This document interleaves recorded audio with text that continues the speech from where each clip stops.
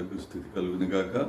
ప్రియమైన దేవుని ప్రజలారా, మీకందరికీ నా హృదయపూర్వక వందనాలు. మీరందరూ కూడా కుటుంబాలతో క్షేమంగా ఉన్నారని దేవుని స్తుతిస్తూ ఉన్నాం. ఈ దినం మనము మన నిమిత్తం ఏర్పాటు చేయబడినటువంటి లేఖన భాగాన్ని మనం జ్ఞాపకం చేసుకుందాం. పరిశుద్ధ బైబిల్ గ్రంథం మత్తయి సువార్త 4వ అధ్యాయం 8, 9, 10 వచనాలు మనము చదువుకుందాం. మరలా అపవాది మిగుల ఎత్తైన ఒక కొండ మీదకు ఆయన్ను తోడుకొని పోయి ఈ లోకరాజ్యములన్నిటినీ వాటి మహిమను ఆయనకు చూపి, నీవు సాగిలపడి నాకు నమస్కారము చేసిన ఎడల వీటన్నిటినీ నీకిచ్చేదనని ఆయనతో చెప్పగా, యేసు వారితో, సాతానా పొమ్ము, ప్రభువైన నీ దేవునికి మ్రొక్కి ఆయనను మాత్రమే సేవింపవలను అని వ్రాయబడి ఉన్నదని అని. ఒక నిమిషం ప్రార్థన చేసుకుందాం. సర్వోన్నతుడా, సర్వాధికారి, పరిశుద్ధుడా, నీ పరిశుద్ధమైన నామమునకు వేలాది వందనాలు, స్తుతులు, స్తోత్రము. నీ మాటలను మేము ధ్యానించబోతుండగా నీ ఆత్మ ద్వారా మాకు సహాయం చేయము. ఈ మాటలు మాకు మేలుకరముగా ఉండినట్లు, వినువారికి అవి ఎంతో మేలు చేయనట్లు మాకు సహాయం చేయమని, మాతో మాట్లాడమని యేసు నామములో దీనంగా ప్రార్థించి వేడుకొనుచున్నాము తండ్రి, ఆమేన్. ప్రియమైనటువంటి దేవుని జనాంగమా, ఈ చదవబడినటువంటి లేఖన భాగాల్ని మనము అనేక పర్యాయాలు జ్ఞాపకం చేసుకున్నటువంటి మాటలే. అనేక పర్యాయాలు మనము విన్నటువంటివి, చదువుకున్నటువంటివే. అయినప్పటికీ మనము అందులో ఉన్నటువంటి ఆయా సందర్భాలను బట్టి ఆయా విషయాలు మనం జ్ఞాపకం చేసుకోవటము అవసరమే. ఇక్కడ మనము గమనించినట్లయితే సాతానుడు వాని యొక్క స్థితి ఏమిటో, మనం వాని యొక్క ఉద్దేశం ఏమిటో మనం గమనించినట్లయితే, యేసయ్య బాప్టిజం ఇచ్చే యోహాను చేత బాప్టిజం తీసుకున్న తర్వాత తాను శోధించబడటానికి అరణ్యమునకు కొనిపోబడ్డాడు. అక్కడ ఆయన 40 రాత్రులు 40 పగళ్ళు ఉండి ఆయన ఉపవాసముతో ఉన్న తర్వాత ఆయన మిక్కిలి ఆకలి కొనిన సమయంలో సాతానుడు ప్రభువుకి 3 పరీక్షలు పెట్టాడు. ఇప్పుడు మనం జ్ఞాపకం చేసుకునేటువంటి ఈ మాట, ఆ 3వ పరీక్ష, సాతానుడు యేసయ్యకి పెట్టినటువంటి ఆ 3వ పరీక్ష ఏమిటంటే, ప్రభువుని మిక్కిలి ఎత్తైన, మిగులు ఎత్తైన అని వ్రాయబడి ఉన్నది. అంత ఎత్తైన కొండ మీదకి తీసుకుని వెళ్ళి లోకాలన్నిటినీ చూపించాడు. లోక రాజ్యాలన్నిటినీ చూపించి, వాటి మహిమను చూపించి, వాటి ఘనతను చూపెట్టి, ఇవన్నీ నీకు ఇస్తాను, నాకు సాగిలపడి నమస్కారము చేసిన ఎడల అని సాతానుడు ప్రభుతో అంటున్నాడు. అప్పుడు ప్రభు అన్నాడు, సాతానా పొమ్ము, నీ దేవుని మాత్రమే సేవింపవలనని వ్రాయబడి ఉన్నదన్నప్పుడు సాతానుడు అక్కడి నుండి వెళ్ళిపోవడం జరిగింది. ప్రియమైనటువంటి దేవుని ప్రజలారా, ఆరాధనకు ఉన్నటువంటి ఆ విలువ చూడండి. లోక రాజ్యాలన్నిటికంటే కూడా, వాటి వైభవం కంటే కూడా, వాటి మహిమ కంటే కూడా ఆరాధనకు ఉన్నటువంటి గొప్ప విలువని గమనించండి. తనను ఆరాధిస్తే అన్నీ ఇచ్చివేయడానికి సాతానుడు సిద్ధమయ్యాడు. కనుక ప్రియమైనటువంటి దేవుని ప్రజలారా, ఈ లోకంలో అనేకము మనం కలిగి ఉన్నాం. అన్నదమ్ములు, అక్క చెల్లెలు, భార్య బిడ్డలు, ఇంకా ఆస్తులు ఉన్నటువంటి వారు, అంతస్తులు ఉన్నటువంటి వారు, ఎంతో ఉన్నటువంటి పరిస్థితి ఉన్న మనుషులు ఈ లోకంలో జీవించి ఉన్నటువంటి, చూస్తూ ఉన్నటువంటివి, కలిగి ఉన్నటువంటివి ఏమి కూడా మనం ఒకనాడు ఈ లోకాన్ని విడిచిపెట్టినప్పుడు మనతో రావు. కేవలము భూమి మీదను ఆకాశమందును ఉన్నటువంటిది ఆరాధన మాత్రమే. ప్రకటన గ్రంథం 4వ అధ్యాయంలో చూసినట్లయితే అక్కడ వేవేల దూతల చేత పరిశుద్ధుల చేత నిత్యము పరిశుద్ధుడు పరిశుద్ధుడు పరిశుద్ధుడని స్తుతిగానాల మధ్య ఆయన సింహాసనుడై ఆసీనుడై ఉన్నప్పుడు, ఆయన మహిమను గణపరుస్తూ ఉన్నప్పుడు, ప్రియమైనటువంటి దేవుని ప్రజలారా, ఆ ఆరాధన, ఆయన యొక్క ఆ ఘనత మనము అక్కడ చూడగలం. కనుక మనతో ఏదైనా వస్తుంది ఈ లోకంలో మనం విడిచిపెట్టినప్పుడు అంటే ఒక ఆరాధన మాత్రమే. కనుక ఆ ఆరాధనను మనం జీవించి ఉన్నప్పుడే ఆరాధన కలిగినటువంటి వారముగా, దేవుని నిజమైన దేవుని ఆరాధించేటువంటి వారముగా మనము ఉండాలి. మృతులు దేవుని ఆరాధించలేరు. మనం కీర్తనలు 15వ అధ్యాయం 17వ వచనంలో చూస్తే మృతులు వారు దేవుని ఆరాధించలేరు.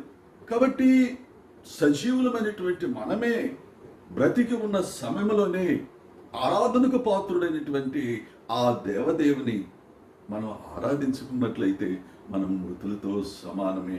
కనుక ఆరాధన అనబడేటువంటి ప్రాముఖ్యమైనటువంటి విషయాన్ని మనము జ్ఞాపకం చేసుకుందాం. ఆరాధన అంటే ఏమిటి? ఎందుకు ఆరాధించాలి? ఎవరిని ఆరాధించాలి? ఎవరిని ఆరాధించకూడదు? ఎలా ఆరాధించాలి అనేటువంటి విషయాలను మాత్రమే మనము జ్ఞాపకం చేసుకోబోతూ ఉన్నాం. ప్రియమైనటువంటి దేవుని ప్రజలారా, ఆరాధన అనేటువంటి ఈ పదము గ్రీకు పదం.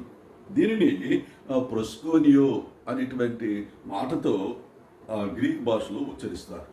దీనిని మనం తెలుగులో ఎలా అర్థం చేసుకోవాలి అని అంటే ముద్దు పెట్టుకోవడము అన్నటువంటి మాట. అంటే ఒక యజమానుని తన కుక్క పిల్ల ఏ రీతిగా కాళ్ళు, తన చేతులు ఏ రీతిగా ముద్దు పెట్టుకుంటుందో, ఏ రీతిగా నాకుతుందో మనం చూస్తూ ఉంటాం. అలాగా మన యొక్క దేవుని, మన యొక్క తండ్రిని, మనల్ని ఎంతో ప్రేమించినటువంటి ఆ దేవుని ఆ రీతిగా మనము దేవుని ఆరాధించాలనేటువంటిది ఆ ప్రొస్కోనియో అనేటువంటి మాటకు అర్థం. యోధా ఇస్కరియోతు ముద్దు పెట్టుకున్నాడు. యోధా ఇస్కరియోతు ముద్దు పెట్టుకుంటాం అంటే ఆరాధించడమా? కాదు, అది కపటముతో కూడినటువంటి ముద్దు. కాబట్టి ఆ విధమైనటువంటి ముద్దు కాదు. ఎలాంటి ముద్దు అని మనం గమనించినట్లయితే ఆ లోకాసు సువార్త 7వ అధ్యాయం 38-39 వచనంలో వ్రాయబడినటువంటి ఒక పాపాత్మురాలు, ఒక పరిసయ్యుని ఇంటిలో ఆయన భోజనం చేస్తున్నాడని ఎరిగినటువంటి స్త్రీ ఆ పరిసయ్యుని ఇంటికి వచ్చి వెనుకగా నిలబడి పాదాల దగ్గర అత్తరుతో కూడినటువంటి బుడ్డి చేతిలో పట్టుకుని ఆమె ఆ పాదాల మీద పడి తన కన్నీళ్లతో పాదాలను కడిగి తన తల వెంట్రుకలతో పాదాలను తుడిసి ఆ పాదాలను ముద్దు పెట్టుకుంటుంది. ఆ విధమైనటువంటి ముద్దు ప్రభు కోరుకుంటూ ఉన్నారు. అది ఎలాంటి ముద్దు అంటే పశ్చాత్తాపంతో కూడినటువంటి ముద్దు.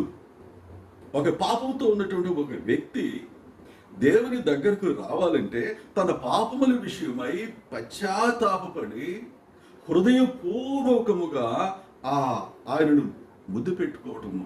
అందుకే ఆ కీర్తనకారుడు రాస్తున్నాడు 2వ అధ్యాయం 12వ వచనంలో, కుమారుని ముద్దు పెట్టుకునుడి, లేని ఎడల ఆయన కోపించును అని అక్కడ వ్రాయబడి ఉన్నది. కనుక కుమారుని మనము మన హృదయపూర్వకముగా పశ్చాత్తాపంతో ఆయనను ముద్దు పెట్టుకోవటం అన్నటువంటిది మనము ఈ ప్రొస్కోని అనేటువంటి మాటకు అర్థమని మనం జ్ఞాపకం చేసుకోవాలి.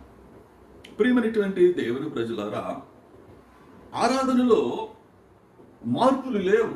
ఎక్కడైనా చూడండి, ఆరాధన ఒకే విధంగా కొనసాగుతూ ఉంటుంది. మనము ఆరాధనలో పరిస్థితులు మారే కొద్దీ, కాల పరిస్థితులను బట్టి, ఉన్నటువంటి స్థితి, స్థలాన్ని బట్టి, మనుషులను బట్టి ఆరాధనలు కూడా వారిని ఆకర్షించే విధంగా ఉండటం లేదు. ఉదాహరణకి పాశ్చాత్య ఆరాధనలు ఆయా చోట మనం కొనసాగిస్తూ ఉండటం కూడా మనం చూస్తూ ఉంటాం. సిటీలలో అయితే ఆ పాశ్చాత్యుల ఆరాధనను వారు గిటార్లు వాయిస్తూ పబ్బులలో ఏ రీతిగా ఉంటారో ఆ రీతిగా ఆడుతూ ఎగురుతూ ఉండేటువంటి పరిస్థితుల్ని మనం గమనించినట్లయితే అటువంటి ఆరాధన కాదు. అది అటువంటి ఆరాధనలు దేవునికి ఇష్టం ఉండదు. ప్రియమైనటువంటి దేవుని ప్రజలారా, ఆరాధన మీద ఆసక్తి ఉండాలి. ఈ దినాలలో ఆరాధన మీద ఆసక్తి సన్నగిలుతూ ఉంది. మారుతున్న కాల పరిస్థితులను బట్టి మనము ఆ దేవుని ఎలా ఆరాధిస్తున్నామో ఒకసారి గమనించినట్లయితే, భారతీయులమైనటువంటి మనము మనకు తగినటువంటి విధంగా మనము ఆరాధనను మలుచుకోవాలి. ఇంకా మనం గమనించినట్లయితే ఆరాధన ఆరాధన అని చెప్పని కొంతమంది ప్రార్థనకు ప్రారంభమునందు ఆరాధన ఆరాధన అని పాటలు పాడుతూ ఉంటారు. మంచిది. ఆరాధన అంటే దాదాపు దేవుని సన్నిధిలో మనము 2 నుంచి 3 గంటల సమయము మనము గడుపుతాం. ఈ 2 గంటల నుంచి 3 గంటల సమయంలో దేవుని ప్రార్థించడం ఉంటుంది. దాదాపు 3-4 పర్యాయాలు దేవుని ప్రార్థించడం ఉంటుంది. ప్రార్థించడంలో స్తుతించడము, దేవుని గణపరచడము, సమర్పించుకోవడము, పాపపు ఒప్పుకోలు, ఇలాంటివి అన్నీ కూడా ఆ ప్రార్థనలో ఉంటాయి. అలాగే పాటలు కీర్తనలతో దేవుని స్తుతించడం ఉంటుంది. అలాగా వాక్య పఠనము ఉంటుంది, వాక్యోపదేశం ఉంటుంది, కానుకలు సమర్పించుకోవడం ఉంటుంది. ఆ తర్వాత లార్డ్ సప్పర్ కూడా ఉంటుంది. ఇవన్నీ కూడా 2 నుంచి 3 గంటల సమయంలో దేవుని ఆరాధించేటువంటి సమయం ఇది. కాబట్టి ఒక పాటలో ఆరాధన ఆరాధన అని పాడినంత మాత్రాన అది ఆ ఒక్కటి ఆరాధన కాదు. అలాగే ప్రార్థించండి, దేవుని ఆరాధించండి ఆరాధించండి అంటే ప్రార్థనలు చేస్తూ ఉండటం ఆ కేవలం ప్రార్థనలు ఒకటే ఆరాధన కాదు. ఇవన్నీ 2 నుంచి 3 గంటల సమయంలో దేవుని సన్నిధిలో గడిపేటువంటి ఆ సమయం అంతా కూడా ఆరాధన అనేటువంటి సత్యము దేవుని బిడ్డలు గ్రహించాలని నేను జ్ఞాపకం చేస్తూ ఉన్నాను. ఇంకా మనం గమనించినట్లయితే నిజమైనటువంటి ఆరాధన ఎలా ఉండాలి? What is the true worship? పరిశుద్ధ బైబిల్ గ్రంథంలో యోహాను సువార్త 4:24 మనం చూసినట్లయితే, ఆయనను ఆరాధించేవారు ఆత్మతోనూ సత్యముతోనూ ఆరాధించవలెనని ప్రభువే ఆ సమగ్ర స్థితితో మనం చెప్పడం మనము గమనిస్తాం.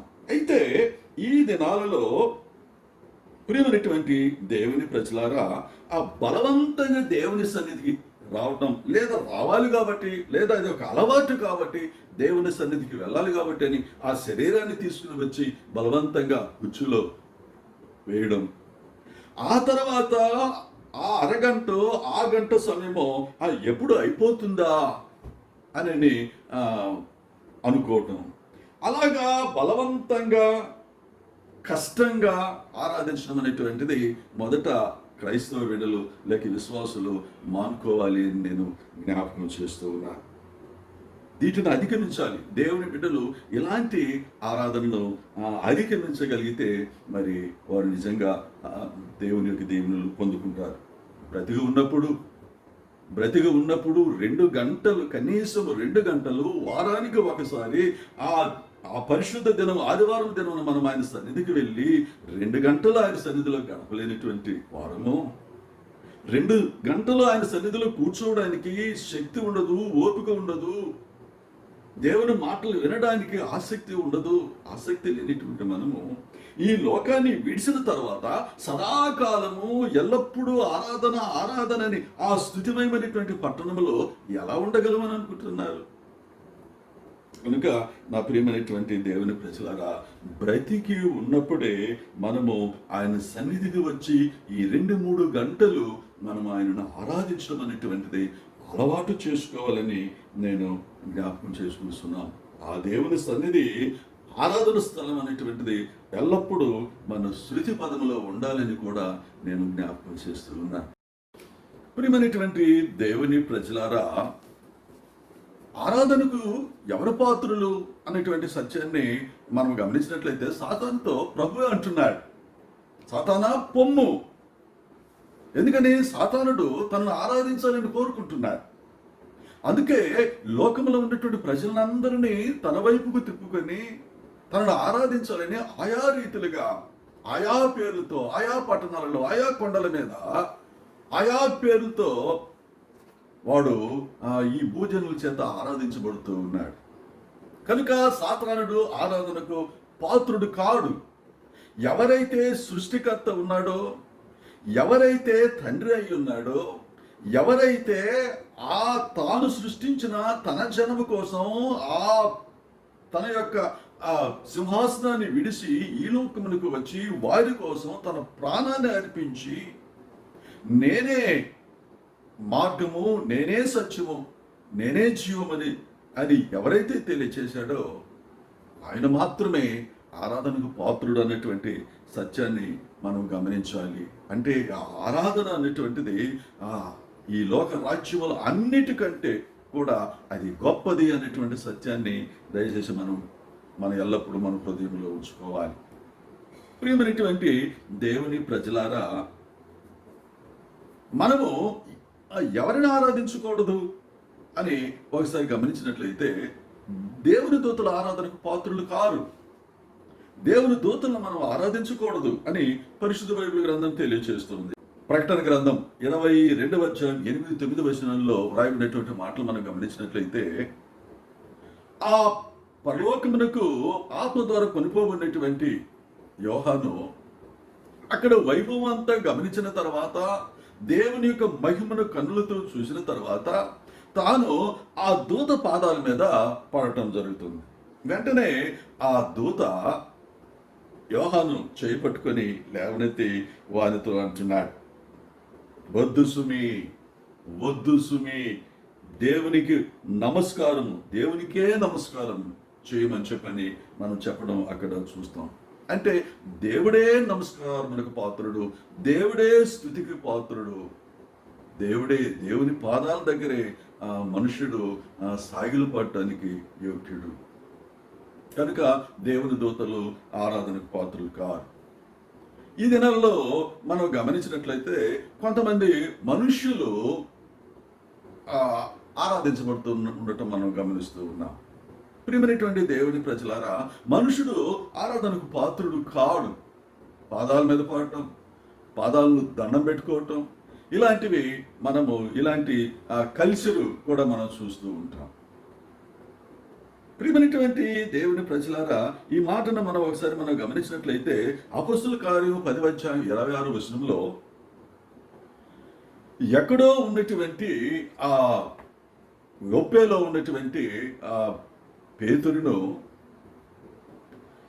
ఆయన ఈ శతాధిపతి అయినటువంటి ఈ కొర్నేలి దేవుని యొక్క దూత ఆజ్ఞ ప్రకారము ఆ యొక్క పేతురిని మనుషుల్ని పంపించి పిలువనంపించుకున్నప్పుడు ఆ పేతురు కొర్నేలి ఇంటికి రాగానే కొర్నేలి తన పరివారంతో, తన బంధుమిత్రులతో పేతురు కోసం కనిపెట్టుకుని ఉన్నటువంటి ఆ కొర్నేలి పేతురు రాగానే ఆయన పాదాల మీద పడతాడు. అప్పుడు పేతురు అంటున్నాడు,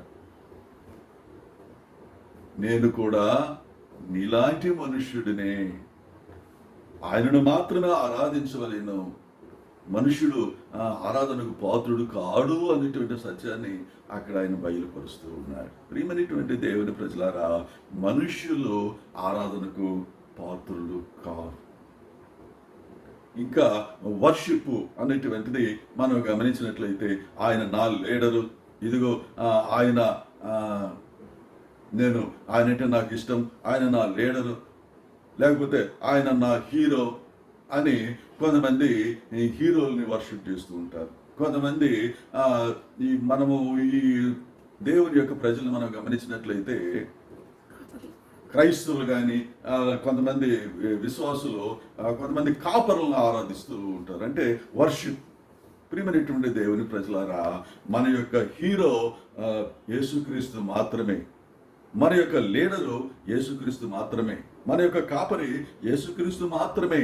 మనము ఆయనకు మాత్రమే నమస్కారం చేయాలి, ఆయనను మాత్రమే స్తుతించాలి, ఆయనను మాత్రమే కనపరచాలి. కానీ ఏ మనుష్యుడు కూడా ఆరాధనకు పాత్రుడు కాదు, వర్షిప్కు పాత్రుడు కాదు.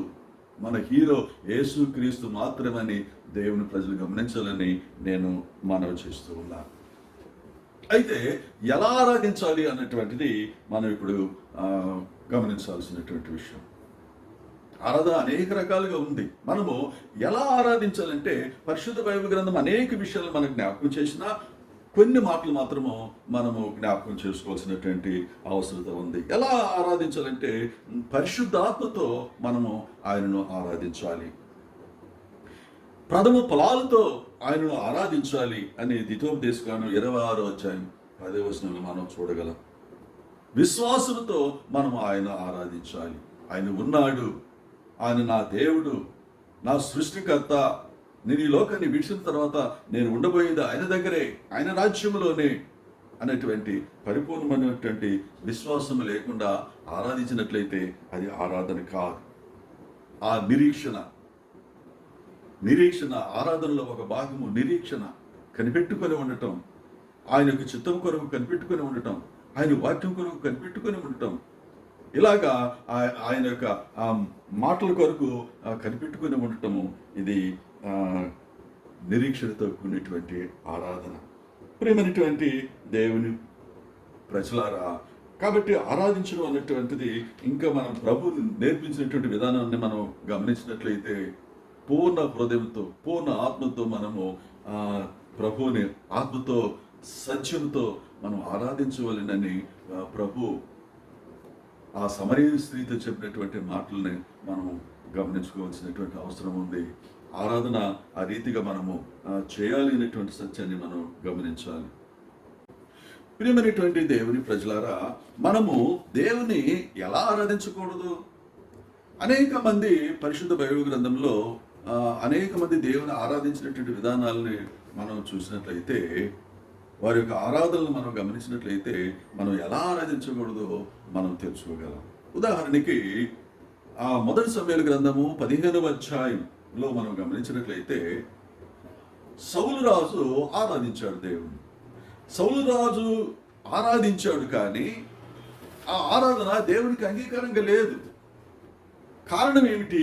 ఎందుకు దేవుడు ఆ యొక్క ఆరాధనను అంగీకరించలేదు అని మనం గమనించినట్లయితే, మొదటగా అతను దేవుని యొక్క ఆజ్ఞను అతిక్రమించి ఉన్నాడు కనుక దేవుని ఆజ్ఞను అనుసరించకుండా ఆరాధించేటువంటి ఆరాధన కాదు. రెండవ విషయాన్ని మనం గమనించినట్లయితే, ఏదైతే దేవుడు తెలియచేసి ఉన్నాడో అది చేయకుండా, ఆయన మాట వినకుండా ఆయన ఆరాధించినట్లయితే అది అవిధేయతతో కూడినటువంటి ఆరాధన. కనుక ఆయన మాట వినటము శ్రేష్టము, ఆయన ఆజ్ఞలను అనుసరించడము ముఖ్యము. అంతేకాని మన యొక్క సొంత ఆలోచనలతో ఆయన ఆరాధించాలని అనుకోవటము అది అవిధేయతే అని మనము అధ్యాయంలో సౌలు చూసి మనం గమనించగలం. ప్రియమైనటువంటి దేవుని ప్రజలారా, ఈ సౌలు దేవుని దృష్టికి చెడుతనం కలిగి చేశాడు. ఎందుకు చెడుతనం కలిగి చేశాడు? దేవుడు చెప్పినటువంటి మాట అమాలేకీయులని సంపూర్ణంగా నిర్మూలన చేసి ఆయన రమ్మని చెప్పి అన్నప్పుడు అతను ఆ దేవుని యొక్క ఆజ్ఞను వెనుదీశాడు, అనేక మందిని చంపాడు, రాజు అయినటువంటి ఓగును ప్రాణాలతో పట్టుకున్నాడు. అలాగే దేవుని ఆరాధించాలని మిక్కిలి బలము కలిగినటువంటివి, క్రొవ్వుతో ఉన్నటువంటివి ఎద్దులు, ఆవులు, గొర్రెలు, మేకలు, పొట్టేలు ఇలాంటి వాటిని ప్రత్యేకపరచుకొని మిగతా బలహీనమైనటువంటివి వాటన్నిటినీ నీచమైనటువంటి పశువుల్ని వాటన్నిటిని చంపి వచ్చాడు. అంటే తాను తీసుకుని వచ్చినటువంటి ఈ పశువులతో ఈ మేకలు, ఈ గొర్రెలు, ఈ ఎద్దులు, వీటితో దేవుని ఆరాధించాలని తాను అనుకున్నాడు. అంటే తన యొక్క సొంత ఉద్దేశంతో, సొంత ఆలోచనతో దేవుని ఆరాధించాలని అని అతను అనుకుంటున్నాడు. కానీ దేవుడు ఏం కోరుకుంటున్నాడు? ఆయన చెప్పింది చేయడం అనేటువంటిది ఆయన కోరుకుంటూ ఉన్నాడు. కనుక ఇలాంటి పరిస్థితి ఏంటంటే ఆజ్ఞాతిక్రమమే అవుతుంది. ఆజ్ఞాతిక్రమము పాపం, దేవునికి అవిధేయత, అది దేవునికి ఇష్టం లేనటువంటిది. కనుకనే దేవుడు తాను సింహాసనములో ఉండవలసినటువంటి ఆ సౌలుని దేవుడే ఆ సింహాసనం మీద కూర్చుని పెట్టాడు. ఇప్పుడు తన అవిధేయతను బట్టి దేవుని మాట వినకుండా ఉండుట అతని స్థితిని చూసినటువంటి ఆ దేవుడు ఆ సింహాసనం నుండి తనను తొలగించి గొర్రెలు మేపుకునేటువంటి ఒక గొర్రెల కాపరైనటువంటి దావీదును రాజుగా ఇశ్రాయేలు ప్రజల మీద ఆ సింహాసనం మీద ఆయన కూర్చోబెట్టాడు. ప్రియమైనటువంటి దేవుని ప్రజలారా, గర్వపు స్వభావం, తిరుగుబాటు స్వభావము, అలాగే తను తాను సమర్థించుకోవడము, తన స్వనీతితో దేవుని ఆరాధించడము, ఇలాంటివి ఆరాధనలు దేవునికి ఇష్టమైనటువంటివి కావు. ఈనాడు చాలా మంది మనం గమనిస్తూ ఉన్నాం, విశ్వాసులు అనబడినటువంటి వారు స్వనీతితో దేవుని ఆరాధించాలని కోరుకుంటూ ఉన్నారు.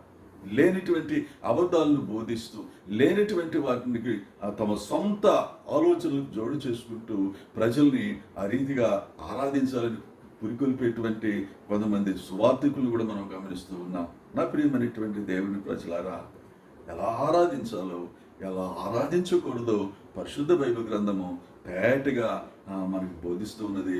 పరిశుద్ధాత్మ తండ్రి ఎల్లప్పుడూ మనల్ని ఏది సత్యమో ఆ సర్వ సత్యములోనికి మనల్ని నడిపిస్తూ ఉన్నాడు. అలాగా ఆరాధన మనం నేర్చుకుని ఆ సర్వసత్యంలోనికి ఆత్మచేత నడిపించబడాలని, ఇదంతా మనకి ఎల్లప్పుడూ మనకి ఇది మేలుకరంగా ఉండి ఆ నిజమైనటువంటి దేవుని ఆరాధించేటువంటి వారముగా మనం ఉండాలని నేను కోరుకుంటూ నేను మాటలు ముగిస్తూ ఉన్నాను. God bless you. దేవుడి మిమ్మల్ని దీవించుగాక. ప్రార్థన చేసుకుందాం. సర్వోన్నతుడా, సర్వాధికారి, నీకు వందనాలు, స్తుతులు, స్తోత్రములు తండ్రి. నీ జీవపు మాటలు మేము జ్ఞాపకం చేసుకున్నాం నాయన. సర్వోన్నతుడు అయిన తండ్రివైన నిన్ను ఎలా ఆరాధించాలో ఎలా ఆరాధించకూడదో అన్నటువంటి విషయాలు మేము జ్ఞాపకం చేసుకుని ఉండగా, సర్వోన్నతుడు అయినటువంటి దేవుడవైన నిన్ను, పరిశుద్ధాత్మ దేవుడవైన నిన్ను ఆత్మతో సత్యంతో ఆరాధించేటువంటి వారముగా మేము ఎల్లప్పుడూ ఉండినట్లు, ఆ పరలోక రాజ్యంలో నిత్యము ఆరాధనే ఉన్నది కనుక, ఆ పరలోక రాజ్యంలో నిత్యము దూతలతో నువ్వు నిత్యము మహిమ ఘనత ప్రభావాలు పొందువాడు కనుక, మేము బ్రతికి ఉన్నప్పుడే, ఈ లోకంలో ఉన్నప్పుడే ఆ ఆరాధనని మేము నేర్చుకుని ఆ ఆరాధనకు అలవాటు పడి ఆ ఆరాధన సర్వసత్యములోనికి నీ ఆత్మచేత నడిపించబడిన వారమై అందులో మేము ఆనందించినట్లు నీ ప్రజలమైన మమ్మల్ని నడిపించమని, నిజమైన ఆరాధన మాకు నేర్పించమని నీకే స్తుతి ఘనత మహిమ ప్రభావములు చెల్లించుకుంటూ యేసు నామములో దీనంగా ప్రార్థించి వేడుకొనుచున్నాము తండ్రి. ఆమేన్. God bless you. దేవుడు మిమ్మల్ని దీవించును గాక.